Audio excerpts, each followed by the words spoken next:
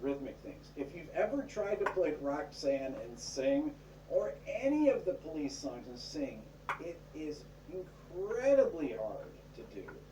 Okay, I have a couple super chats I want to answer. SS99 Route, Rick, love the video. You become my favorite show. Keep it up. You're changing today's music into something better. Kids are listening. I hope your kids are listening. My kids aren't listening. It's like, maybe they're listening now. That's awesome. Dan, thank you so much, and Jan, thank you so much, or is it Jan? So this is the direction that I've wanted to grow the channel, is to interview these musical icons, the people that I idolize, and that I feel,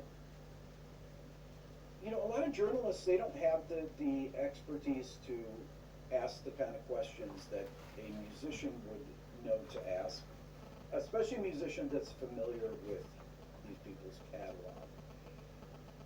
When I'm talking to Sting, and I think, okay, well, the first record came out in 1978, then 79, then 80, then 81, then 83. That's the Police's career, and I know what the records are. I know what songs are on each record. I know how to play them. I know all the solo records, and I think that's a good jumping off point. If you don't know those things, are you really prepared, other than talking about, in generalities about things? Because it's difficult to prepare for an interview. I don't want to sit there with cards or a notebook or my iPad or anything and ask questions.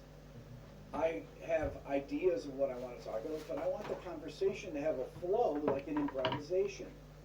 So you kind of have to be ready to jump to anything. And if Sting doesn't want to talk about flat sixes, then we don't have to talk about flat sixes. I can talk about music in any different way. Because in order to teach music, you have to be able to explain things in different ways to different people. So I've reached out to other people, and I've had other people reach out to me about other interviews, and I don't want to really talk about them until they happen, because I never, you don't want to jinx these things. But I've got some really exciting things coming up too. But like I said, I have to fund all this stuff myself and pay for these crews. I can't afford to do it here. I film all this stuff myself with Billy, but I can't go to New York City and set up lights and 3 cameras and do that. I mean, you can't. Nobody can do that. Nobody can set up the things themselves. It's and I shouldn't do that. It's very hard to light yourself, especially when you have white hair like myself. I always find that every time I'm just like. Quels sont les métiers les mieux payés sur Terre? Médecin, avocat ou encore chimiste? Ces personnes touchent en moyenne un salaire de 7 000 € par mois. Ils ont un grand diplôme, un bac plus 5 minimum, et ils ont une carrière déjà avancée avec 10 ans d'expérience. Mais alors, pourquoi je touche autant qu'eux alors que j'ai rien de tout ça? Pas de diplôme, pas d'expérience et je suis jeune. En fait, il y a une seule raison pour laquelle tu peux te payer cher aujourd'hui. Résoudre des problèmes. Le médecin aide ses patients, l'avocat aide ses clients, et le chimiste trouve des remèdes pour aider les gens. Et moi, je fais quoi pour gagner autant qu'eux? J'écris des emails. Je sais, tu ne me crois pas, alors voici des preuves. 550 € pour rédiger 5 emails, 650 € pour rédiger 3 emails, ou 650 € pour 2 heures de travail. Ces emails me prennent 3-4 heures à rédiger. Si tu es salarié, tu toucheras pour cela 8,11 x 4, soit 32,44 € le SMIC. Pendant que mon collègue et moi, on prend plusieurs milliers d'euros par mois. Plus de 10 000 € par mois pour mon collègue et 7 000 € pour moi. Tu l'as compris, avec cette méthode, il me suffit de bosser environ 5 heures par semaine pour gagner l'équivalent d'un salaire. D'ailleurs, on t'explique gratuitement notre méthode. Il te suffit de cliquer sur cette vidéo pour l'obtenir. Mais là, tu te demandes d'où ça sort, comment c'est possible, et je suis sûr que tu penses à une arnaque. Sache que ça n'a rien à voir avec tout ce qu'on voit sur Internet. Des méthodes magiques comme le don. Man, I look so washed out, especially next to Sting. Sting with tan, and I look like a ghost. Anyhow, so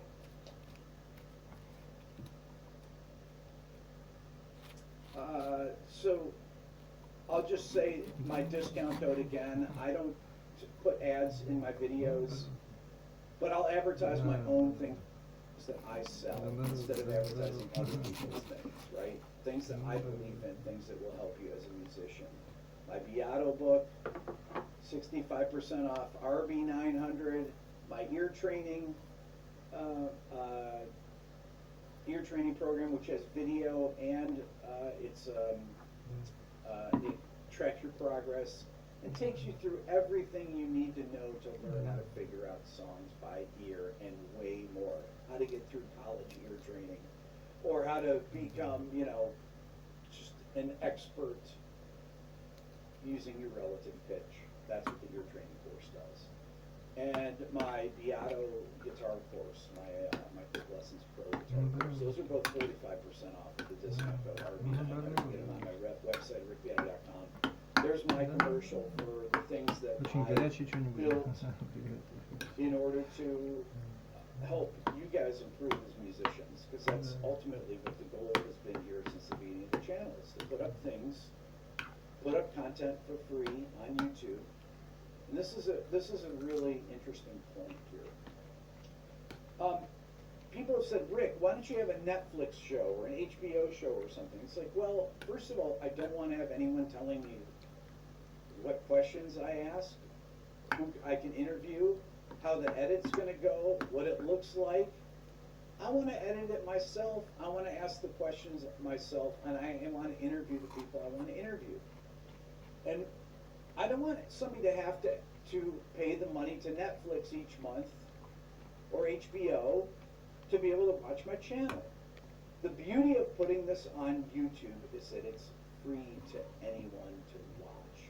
And not only that, YouTube will find anyone that has watched a Brian May video, a Sting video, a Joni Mitchell video, a Seal video, a Pat Metheny video. My Pat Metheny video has 1 million views now for a jazz guitar player.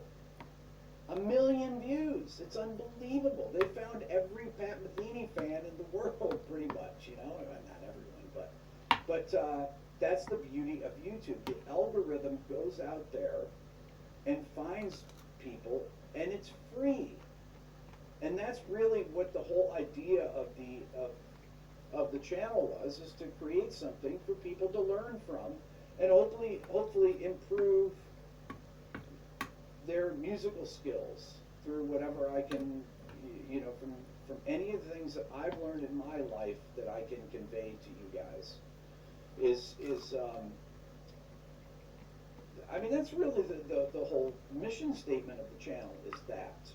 And I think, in 2021, my goal was to do more jazz videos, interview people that I think are really important, like Ron Carter, that have historical information, or Sting, or Pat Metheny.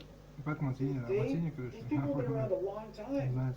Joni Mitchell, they have historical information that is important to future generations. And if I can ask them about it, I try to ask questions that I've never seen asked before, or things I'm curious about. Whether it's, Ron, how do they mic the bass on your sessions with Miles Davis, or when you played on Speak No Evil with Wayne Shorter, or you played on Maiden Voyage with Herbie Hancock? Did you guys rehearse before? Did you rehearse for Miles sessions? And he told me that he went over to Rudy Van Gelder's studio in New Jersey with his 2 sons on Saturdays, and they would try out new microphones. It's like, wow, that is amazing. Who knew that? How far was the mic from the bass? These are the things I want to know, because I want to know what it was like to be in the room. Since there was nobody in the room on those Miles sessions, the people that are living, Herbie Hancock, Wayne Shorter, and Ron Carter are still living. Nobody from Miles' 50s, from the 50s quintet, has survived. Jimmy Cobb was the last person that passed away, which was in 2019. I did a video on Jimmy Cobb that not many people watched, but I did it because Jimmy Cobb needed to have a video. I did a video on Pat Martino, who passed away recently, because Pat Martino was a massive influence on me. And I know a lot of people don't know Pat Martino. He's a phenomenal, one of the most gifted jazz guitarists of all time. he needed the respect of having a video done and people in his legacy talked about. So these things are, you know, for me, they're just things that I want to do, and I want people to experience them. You know, anyone can experience current artists, right? You're bombarded with them through video, through, you know, my kids listening to stuff, whatever. Any place you go, anytime you go anywhere, anything, you're always being bombarded by all the latest artists. The new Adele record's out, and you can hear about it everywhere. She's on Oprah, she's on this, she's on that, right? But these other people, they don't have necessarily as big of a platform to talk to people. And because of you guys, my platform is a good-sized platform, and it's a place that people come and musicians come to hang out, and you know, it's people like Sting watch my channel, or Joni Mitchell, or whoever. I mean, that's how I got to meet these people. I mean, there's no, how can I reach out to them? I don't know how to reach out to them. So this is, you know, this is where I want to take the channel in the future. I want to interview Brian May in person. That would involve going to England.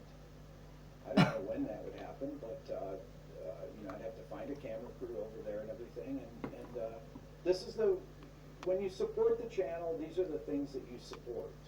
Through donations, there's a donation link that's in the description here. You can find it on the website, it's right at the very bottom. If you're not a musician and you want to just support the channel, or people are doing it through Super Chat, thank you everybody on here. And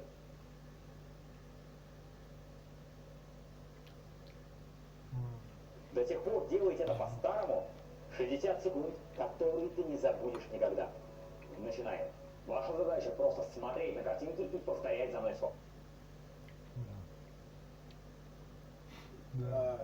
This is, you know, where I want to take the channel in the future, is to do more things like this, right? Is to interview these legends. So I'm hoping that this is going to continue, and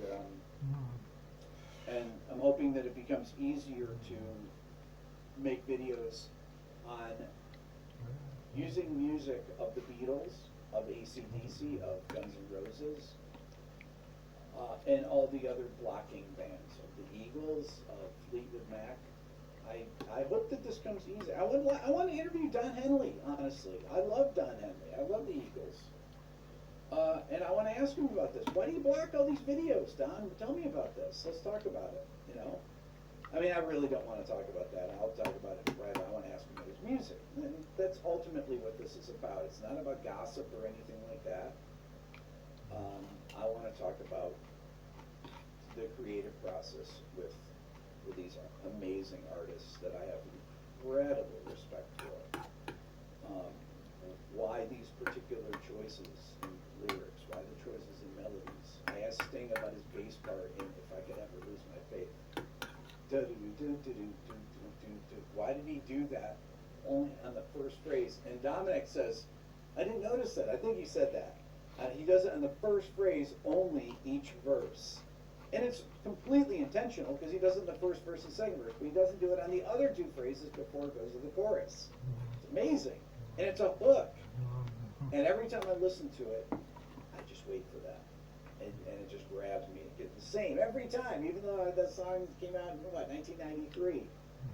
So, and I remembered when I asked Sting, I talked to him about the flagships, and you need to have a flagship. I remember being in a studio in Ithaca, New York, Pyramid Sound, when I saw on MTV Sting was being interviewed before that record came out.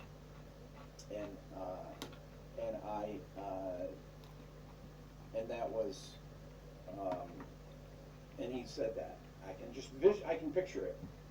Him talking about flagships. That's the exact thing they used. Anyways, I'm going to do another ad here. This is my ad read for my channel. If you want to support the channel and become better musicians, my ear training course, 45% off. Discount code RB900. My Quick Lessons Pro, same thing, 45% off. RB900. And my Beato book, music theory textbook, is 65% off. These are the lowest prices that I've done. This is how I support my channel. This is how I pay for Billy to be here. And this is how I'm able to make videos without somebody telling me that I have to do an ad read 30 seconds in for this long, and have to review my scripts. They literally do that. You have to have your ads reviewed by people. I'm not going to have ads reviewed by people. I'm not going to have somebody tell me how to edit my video, right? I want to edit it myself. Sting's publicist said, "When are you going to put out the video?" We did it on Tuesday. I said, "Oh, it'll come out on Thursday." She's like, "What?" I was like, "Yeah, I'm going to go fly home tomorrow and edit it and put it out on Thursday." She said, "Okay." Wow, that's amazing. And why can I do that? Because I don't work for a company because I'm not on Netflix or anything, right? And you don't have to pay the fee. If you don't want to see ads, you have to pay whatever it is, $12 a month for YouTube. And I would suggest that. Or get an ad blocker. Although somebody told me ad blockers don't work anymore. I don't know if that's true or not. I pay the $12 a month on YouTube so I don't see ads because I get annoyed by them. Jonathan says, what about interviewing Jimmy Page? Well, that's a possibility. I'm trying to make these things happen. All the people that I see in things, Stevie Wonder, I'm trying to make all these things happen. I don't have a manager. I don't have anything like that. I don't have anyone. I have to do the stuff myself. In addition to making the videos, in addition to having a family and 3 kids and everything. So your support is more than welcome, and go to my store and invest something in yourself, right? Donate to my channel, become a member of the Beato Club. That's like Patreon. Like I said though, if you're not a musician, you want to just donate to the channel, you can donate. There's a donate link in the description or at the bottom of my website over at Beato.com. But I suggest take my ear training course. It's not there's no yearly charge or anything. It's just a one-time purchase, and that's it. And it's 45% off right now. RB900. You want to get a better ear to know what notes Sting is singing over the chords, know what the chord progression is on I Burn For You or Fortress Around Your Heart. How do I figure this stuff out? From knowing about intervals. That's it, right? And then you develop your vocabulary of recognized sounds. Oh, that's a sus4 chord he's playing there. Oh, that's a power chord. Oh, that's a major 9 chord, with no third. This is how, those are the voicings. Sting said, I came up with 3 great voicings. And he did. He came up with 3 great voicings. And he put those 3 great voicings, yet I see this isn't a green screen here. Those 3 great voicings are all over a G minor, right? He's doing that. That's the first voicing, second voicing, third voicing.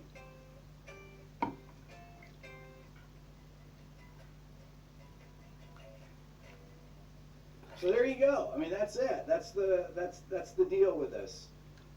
Anyways, you guys are the best. I have another special surprise coming up this week, video surprise. So stick close. If you haven't subscribed to the channel and you just always come here, subscribe. It actually helps. It helps push the channel out to more people. It helps the numbers here on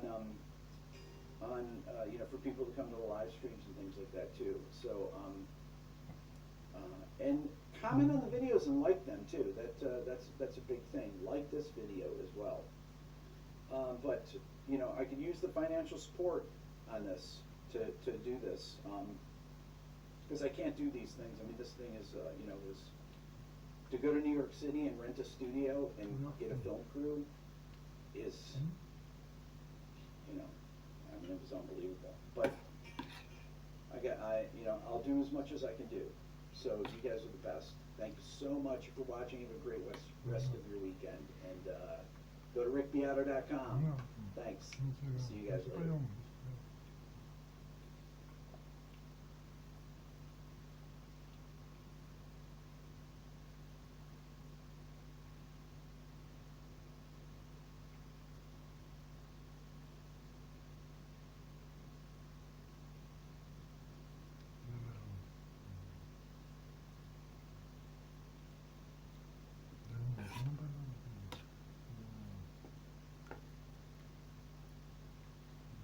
This video was sponsored by Caseta by Lutron. Imagine you have a giant circuit consisting of a battery, a switch, a light bulb, and two wires which are each 300,000 kilometers long. That is the distance light travels in 1 second. So they would reach out halfway to the moon and then come back to be connected to the light bulb, which is 1 meter away. Now the question is, after I close this switch, how long would it take for the bulb to light up?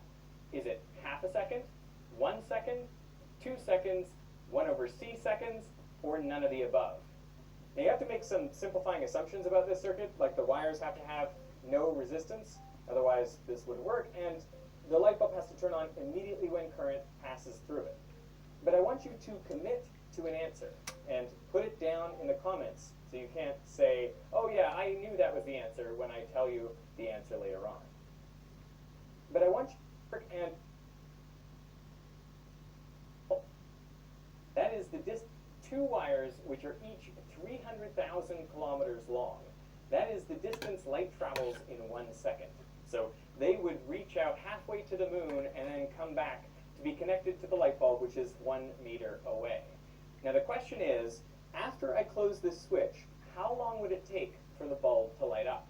Is it half a second, 1 second, 2 seconds, 1/c seconds, or none of the above? Now you have to make some simplifying assumptions about this circuit, like the wires have to have no resistance, otherwise this wouldn't work, and the light bulb has to turn on immediately when current passes through it. But I want you to commit to an answer and put it down in the comments so you can't say, oh yeah, I knew that was the answer when I tell you the answer later on.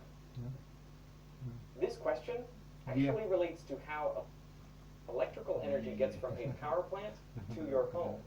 You know, unlike a battery, the electricity in the grid comes in the form of alternating current, or AC, which means electrons in the power lines are just wiggling back and forth. They never actually go anywhere. So if the charges don't come from the power plant to your home, how does the electrical energy actually reach you? When I used to teach this subject, I would say that power lines are like this flexible plastic tubing, and the electrons inside are like this chain. So what a power station does is it pushes and pulls the electrons back and forth 60 times a second. Now at your house, you can plug in a device like a toaster, which essentially means allowing the electrons to run through it. So when the power station pushes and pulls the electrons, well, they encounter resistance in the toaster element, and they dissipate their energy as heat, and so you can toast your bread. Now this is a great story. I think it's easy to visualize, and I think my students understood it. The only problem is, it's wrong. For one thing, there is no continuous conducting wire that runs all the way from a power station to your house. No, there are physical gaps. There are breaks in the line, like in transformers, where one coil of wire is wrapped on one side, a different coil of wire is wrapped on the other side, so electrons cannot possibly flow from one to the other.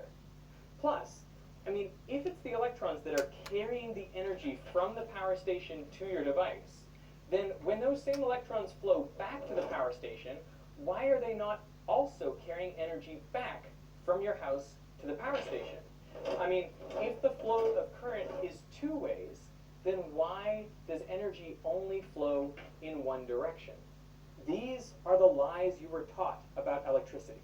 That electrons themselves have potential energy, that they are pushed or pulled through a continuous conducting loop, and that they dissipate their energy in the device. My claim in this video is that all of that is false. So how does it actually work? In the 1860s and 70s, there was a huge breakthrough in our understanding of the universe when Scottish physicist James Clerk Maxwell realized that light is made up of oscillating electric and magnetic fields.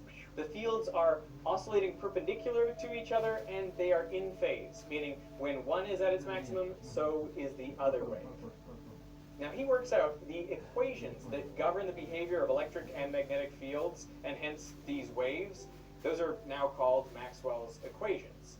But in 1883, one of Maxwell's former students, John Henry Poynting, is thinking about conservation of energy. Now, if energy is conserved locally in every tiny bit of space, well, then you should be able to trace the path that energy flows from one place to another.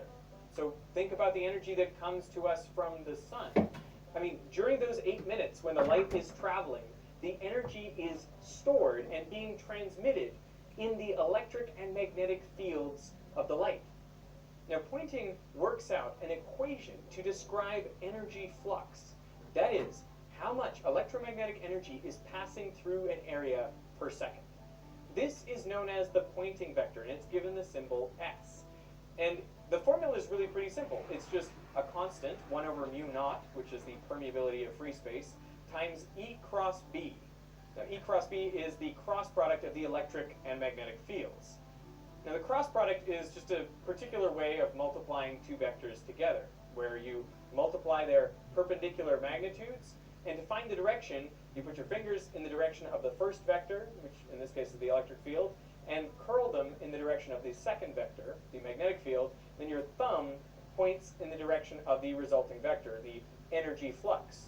So what this shows us about light is that the energy is flowing perpendicular to both the electric and the magnetic fields. And it's in the same direction as the light is traveling. So this makes a lot of sense. Light carries energy from its source out to its destination. But the kicker is this. Poynting's equation doesn't just work for light. It works anytime there are electric and magnetic fields coinciding. Anytime you have electric and magnetic fields together, there is a flow of energy, and you can calculate it using Poynting's vector. To illustrate this, let's consider a simple circuit with a battery and a light bulb. The battery by itself has an electric field, but since no charges are moving, there is no magnetic field, so the battery doesn't lose energy. When the battery is connected into the circuit, its electric field extends through the circuit at the speed of light. This electric field pushes electrons around so they